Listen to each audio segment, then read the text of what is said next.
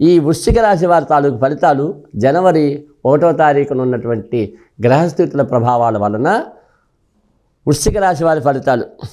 జనవరి 14న తృతీయంలో రవి సంచారం అనుకూలం. 21న తిరిగి కుజుని అష్టమ రాశి సంచారం చేసి చేర్పు మార్పులు ఏమీ లేక నిరాశకరముగానే ఉండగలదు. ఇంటా బయట సహకార లోపత్వం, నిందలు, అపకారం వంటివి ఎక్కువగా ఉండడం, అనవసరమైన విషయాలపై పెట్టుబడులు పెరుగుట వంటివి ఉంటాయి. భాగస్వామిక వ్యవహారాదుల యందు వృద్ధిని చూడగలరు. ఫిబ్రవరి మాసం పూర్వార్ధం కంటే 12న రవి అర్ధాష్టమ స్థితి గతులు ఉండొచ్చే ప్రతి పనిలోనూ ఒత్తిడి, ఆలస్యం వంటివి ఉంటాయి. కుటుంబ ఖర్చులు ఒకదానిపై ఒకటి ఏర్పడడం వంటివి ఉంటాయి. అధికారులు, పెద్దలు వంటి వారిచే సహకారాలు ఏర్పరచుకుంటారు.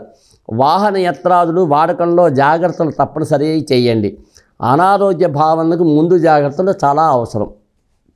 అలాగే మార్చిలో వచ్చేసరికి కుజశని రాహువులు రవులచే ప్రతికూల గ్రహ సంచారములున్న ఇంటా బయట సామాన్య అనుకూలతలు ఉంటాయి. ఆదాయములు అవసరానికి సరిపడగలవు. సహోద్యోగులతో, భాతృవర్గం వారితోనూ లౌక్యంగా సాగండి. విద్యార్థులు పట్టుదలకు, క్రమశిక్షణకు ప్రాధాన్యత ఇచ్చుకోవాలి. క్రయ విక్రయాదుల యందు అనుభవజ్ఞుల సలహాలు ఉండే విధంగా చూసుకోండి. ఈ విధంగా వృశ్చిక రాశి వారి ఫలితాలు. అలాగే వృశ్చిక రాశి వారికి రాజపూజ్యం వచ్చేసరికి 4, అవమానం 5, అలాగే ఆదాయం వచ్చేసరికి 8, వ్యయం వచ్చేసరికి 14. కాబట్టి చాలా జాగ్రత్తగా ఉండవలసిన బాధ్యతలు ఉన్నాయి. అలాగే వృశ్చిక రాశి వారికి వచ్చేసరికి మరి ఇందాక చెప్పుకున్నట్లుగా చిత్తా నక్షత్రం వారికి, స్వాతి నక్షత్రం వారికి, విశాఖ నక్షత్రం వారికి 1, 2, 1, 4, 0, 3, 7, 1, 0.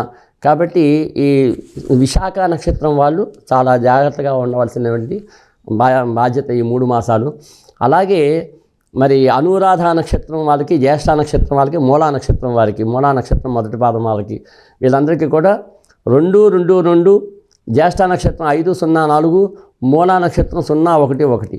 కాబట్టి అనురాధ నక్షత్రం వారికి సరిసమానంగా ఉంటాయి ఆదాయ వ్యయాదులు. అలాగే జ్యేష్ఠ నక్షత్రం వారికి సరిసమానంగా ఉంటాయి ఆదాయ వ్యయాదులు. అలాగే మూలా నక్షత్రం వారికి మటుకు బేసి సంఖ్య రావడం వల్ల వాళ్ళకి ధనలాభం ఉంటుంది. కాబట్టి ఈ రకంగా వృశ్చిక రాశి వారి తాలూకు ఫలితాలు చెప్పబడ్డాయి.